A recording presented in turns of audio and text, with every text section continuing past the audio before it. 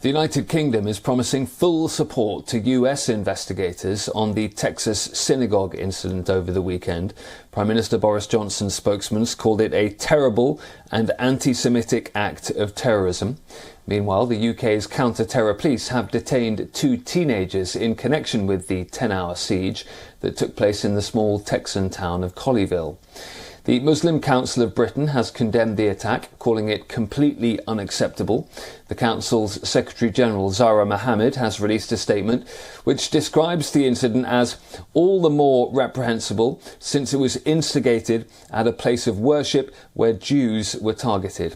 She describes it as a hate crime and an act of anti-Semitism and says we must remain united against such hatred.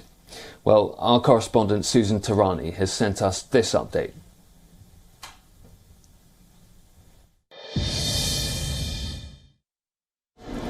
As FBI agents landed in the UK to work with British police, pressure continues to mount on security services amid concerns on how that British Islamist who staged a siege at the synagogue in Texas, holding hostages on Saturday, was able to enter JFK Airport here in New York and come to the United States despite his significant criminal record and radical views. Fresh questions are now being asked after reports that that individual was on the radar of MI5 as police in the U.S. and the UK scramble to find out whether or not he was part of a larger terror cell. At least one UK MP is raising concerns about, quote, a failure of intelligence sharing between the UK and the United States.